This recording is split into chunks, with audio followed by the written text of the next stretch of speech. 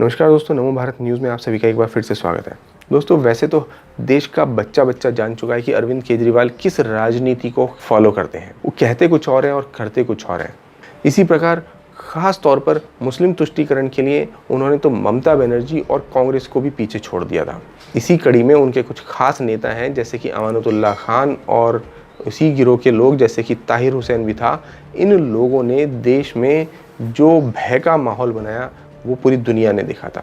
अब इसी मामले में एक बहुत बड़ा मोड़ आया है और इसमें सेशन कोर्ट ने एक बड़ा आदेश दिया है, जिसके बाद से अरविंद केजरीवाल की हालत ख़राब है। आपको बता दें कि नॉर्थ ईस्ट दिल्ली में इस साल फरवरी में भड़के हिंदू विरोधी दंगों के मुख्य आरोपित यानी कि ताहिर हुसैन पर कोर्ट ने सख्त टिप्पणी की है। कोर्ट ने कहा कि ताहिर हुसैन के भड़काने पर ही मुस्लिम समुदाय उग्र हुआ और हिंदू समुदाय के लोगों पर पत्थरबाजी शुरू कर दी थी। कोर्ट ने शुक्रवार यानी 21 अगस्त 2020 को आईबी में कार्यरत रहे अंकित शर्मा की हत्या के मामले में दायर की गई चार्जशीट को संज्ञान में लेते हुए उक्त टिप्पणी की थी। हालांकि कोर्ट को यह भी सूचित किया गया कि दिल्ली पुलिस अब तक ताहिर हुसैन के खिलाफ देशद्रोह का मामला चलाने के लिए संबंधित प्राधिकरण से मंजूरी नहीं ले सकी है। और ऐसा नहीं है कि वो ले सकती थी लेकिन उसने जानबूझकर नहीं लिया। खास तौर से उसी तरह से जैसे कि जब अब से कुछ समय पहले टुकड़े टुकड़े गैंग ने देश विरोधी नारे लगाए थे और पाकिस्तान के जिंदाबाद तक के नारे लगाए गए थे जेएनयू में, उस समय भी कन्हैया कुमार और उमर खालिद जैसे देशद्रोहियों के ऊपर मुकदमे चलाने के लिए दिल्ली सरकार ने मंजूरी नहीं दी थी। उनकी फाइल दबाकर बैठे रहे थे। ठीक इसी प्रकार अब इस फाइल को भी दबाकर बैठेंगे। और क्यों नहीं करेंगे? बिल्कुल करेंगे, क्योंकि इन्हीं के तो नेता जो है इन दंगों में लिप्त पाए गए हैं। अब यही हाल दिल्ली दंगों के अन्य आरोपितों के मामले में भी है। बता दें कि देशद्रोह का मामला चलाने के लिए दिल्ली पुलिस को राज्य सरकार से मंजूरी लेनी पड़ती है। अभी तक आम आदमी पार्टी की सरकार ने इस मामले में मंजूरी नहीं दी है। दिल्ली के मुख्यमंत्री अरविंद केजरीवाल की अक्सर उनकी मुस्लिम तुष्टीकरण की राजनीति और मुस्लिम आरोपित के प्रति नरम रुख रखने के कारण आलोचना होती रही है। मेट्रोपॉलिटन मजिस्ट्रेट पुरुषोत्तम पाठक ने कहा है कि दिल्ली सरकार से मंजूरी लेने के लिए कोई निश्चित समयावधि का प्रावधान नहीं है। हालांकि वो ये कहने से भी नहीं चूके कि इस मामले की सुनवाई में होने वाली किसी भी प्रकार की देरी उस उद्देश्य को ही गैर जरूरी रूप से ख़त्म कर देगी जिसके लिए स्पेशल कोर्ट का गठन हुआ है। क्योंकि अगर स्पेशल कोर्ट का गठन हुआ है तो इसमें केस को लंबित नहीं रखना चाहिए, फटाफट निपटा देना चाहिए। मगर दिल्ली सरकार ही अगर केस चलाने की या गिरफ्तारी की मंजूरी नहीं देती है तो ऐसे कोर्ट का, स्पेशल कोर्ट्स के बनाए जाने का औचित्य ही क्या रह जाता है। और इस सबसे साफ हो जाता है कि जो दिल्ली की सरकार में जो मुख्यमंत्री है अरविंद केजरीवाल, उसकी क्या मंशा है। ये सब इन बातों से साफ हो जाता है कि वो एक बार तो कन्हैया कुमार के लिए केस चलाने के लिए मंजूरी नहीं देते, फिर दूसरी बार वो ताहिर हुसैन जैसे आतंकवादियों के खिलाफ केस चलाने की मंजूरी नहीं देते।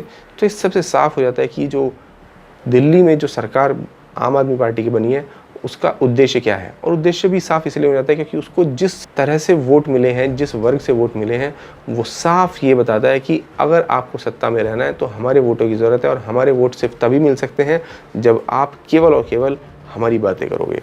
ये ताहिर हुसैन जैसे लोग आम आदमी पार्टी के मुखिया अरविंद केजरीवाल को पहले ही बता चुके थे। बता दें कि दिल्ली में हुए हिंदू विरोधी दंगों की सुनवाई के लिए स्पेशल कोर्ट का गठन किया गया था। स्पेशल कोर्ट को दिल्ली दंगों से जुड़े सभी मामलों को संज्ञान में लेने की अनुमति दी गई है। कोर्ट ने कहा कि आरोपित के खिलाफ पर्याप्त सबूत और साक्ष्य हैं जिससे आरोपितों के खिलाफ ट्रायल चलाने के लिए अनुमति ली जा सके, यानी देशद्रोह का मामला चलाने के लिए अनुमति ली जा सके। लेकिन दिल्ली सरकार दे ही नहीं रही है। तो मंजूरी तो ली जा सकती है लेकिन दिल्ली सरकार कब देगी मंजूरी, ये उसकी मर्जी पर निर्भर करता है। जांच अधिकारी ने कोर्ट को बताया कि 22 जून को ही इस मामले में अनुमति के लिए पत्र भेज दिया गया है। कोर्ट ने कहा कि मंजूरी मिलने में कितना समय लगेगा इस संबंध में कुछ भी स्पष्ट नहीं है। कोर्ट ने कहा कि इन दंगों की तैयारी योजनाबद्ध तरीके से की गई और फिर एक बड़ी साजिश के तहत अंजाम दिया गया। साथ ही ताहिर हुसैन को दंगाई भीड़ का नेता भी करार दिया, जिसके इशारों पर भीड़ ने दंगे किए।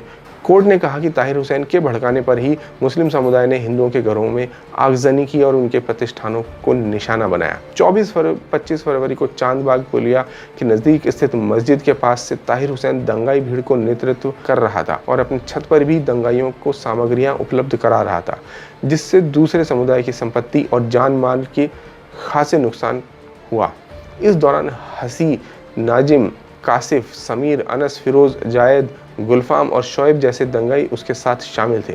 साथ ही भीड़ ने खतरनाक हथियारों से अंकित शर्मा की हत्या कर सबूत मिटाने के उद्देश्य से उसकी लाश को नाले में फेंक दिया। 50 पेजी चार्जशीट में ताहिर हुसैन को मुख्य आरोपित बनाया गया है। बताया गया है कि ताहिर हुसैन के भड़काने पर उनकी पीट कर हत्या कर दी गई। उस पर दंगा अपराध के समय भड़काते हुए उपस्थित रहने, आगजनी की सामग्रियां इस्तेमाल करने, सबूत मिटाने और आपराधिक षड्यंत्र सहित कई मामले दर्ज किए जा चुके हैं। कहा गया है कि ताहिर हुसैन ने वहां के निवासियों के मन में डर का माहौल बनाया। इसी साल फरवरी में खबर आई थी कि जेएनयू में 2016 में देश विरोधी नारे लगाने के मामले में तत्कालीन छात्र संघ अध्यक्ष कन्हैया कुमार और उनके साथियों के खिलाफ देशद्रोह का मामला चलाने की अनुमति दिल्ली सरकार नहीं दे रही थी। इस संबंध में भी दिल्ली पुलिस की स्पेशल सेल ने केजरीवाल सरकार के गृह मंत्रालय को पत्र लिखा। पत्र दिल्ली की एक अदालत द्वारा इस संबंध में राज्य सरकार को रिमाइंडर भेजने का निर्देश दिए जाने के बाद लिखे गए थे। हालांकि बाद में दिल्ली सरकार ने इजाज़त दे दी, लेकिन इतना लंबे समय के बाद कि उन अपराधियों के अपराध ही भुला चुके थे, और ख़ास तौर से ऐसे समय पर जब चुनाव आने वाले थे। यानी कि सोची समझी प्लानिंग के तहत जो अनुमति दी गई वो ऐसे समय पर दी गई जिससे उसे चुनाव में उसके वर्ग में उसका फ़ायदा उठा सके। अब आपको बता दें, इसी कड़ी में अब अरविंद केजरीवाल एक नए प्लानिंग में है।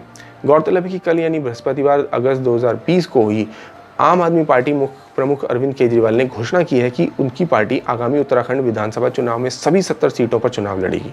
मार्च 31, 2014 को डिमांड ड्राफ्ट के माध्यम से दिल्ली के मुख्यमंत्री अरविंद केजरीवाल की पार्टी आम आदमी पार्टी को कथित रूप से चंदा देने के आरोप में 2 लोगों को गिरफ्तार किया है। मुकेश शर्मा दिल्ली में स्थित एक प्रॉपर्टी डीलर है और तंबाकू व्यापारी है, जिसके जरिए ये सारा गेम खेला जा रहा था। अब मीडिया रिपोर्ट द्वारा यह जानकारी जो कि अगस्त 21, 2020 को जारी की गई है, उसमें पता चलता है कि दिल्ली पुलिस द्वारा गिरफ्तार किए गए 2 में से एक की पहचान दिल्ली के व्यवसायी मुकेश कुमार के रूप में हुई है और दूसरे की पहचान सुधांशु बंसल के रूप में हुई है, और ये दोनों लोग उत्तराखंड से संबंध रखते हैं। रिपोर्ट्स के अनुसार आम आदमी पार्टी को 4 फर्जी कंपनियों के जरिए चंदा देने का मामला फरवरी 2014 का है, जब आरओसी ने 4 फर्जी कंपनियों के जरिए आम आदमी पार्टी में 2 करोड़ रुपए आने की शिकायत पुलिस को दी थी। ये पैसा देहरादून की एक कंपनी ने शेल कंपनियों के जरिए मुहैया कराया था। ये बात समझने की है कि एक तरफ तो पहले दिल्ली के चुनाव जीते, अब ये उत्तराखंड में भी अपनी पैंट बनाना चाहते हैं, लेकिन उससे पहले ही ये खबर आ जाती है कि 2014 में जो इनको चंदा दिया गया था 2 करोड़ रुपए का, वो दरअसल देहरादून की एक शेल कंपनी के द्वारा मुहैया कराया गया था, और उसके जो ओनर्स थे वो दिल्ली के रहने वाले थे, जिनके नाम मैंने आपको अभी बताया। ध्यान देने की बात यह है, जब तत्कालीन दिल्ली सरकार के मंत्री कपिल शर्मा को बर्खास्त कर दिया गया था, तभी कपिल मिश्रा ने एक आरोप लगाया था कि एक शेल कंपनी द्वारा आम आदमी पार्टी को पैसे का भुगतान किया गया था, और कपिल मिश्रा जो कि अब भाजपा नेता है ने आपकी फंडिंग में भारी अनियमितता का भी आरोप लगाया था और 2 करोड़ के संदिग्ध दान के बारे में सवाल उठाए थे। उन्होंने यह भी दावा किया था कि कई शेल कंपनियों ने आम आदमी पार्टी को पैसे दिए हैं और पार्टी को इसका पता था कि उन्हें ये शेल कंपनियों से पैसा मिल रहा है। तो दोस्तों, आपका इस पूरी खबर पर क्या विचार है, हमें कमेंट बॉक्स में लिखकर जरूर बताएं। साथ ही साथ अरविंद केजरीवाल जैसे नेताओं के साथ क्या व्यवहार होना चाहिए, ये भी जरूर बताएं। धन्यवाद। जय हिंद। वीडियो को लाइक, सब्सक्राइब और शेयर करना ना भूलें। अपने विचारों को कमेंट बॉक्स में लिखकर हम तक जरूर पहुंचाइए।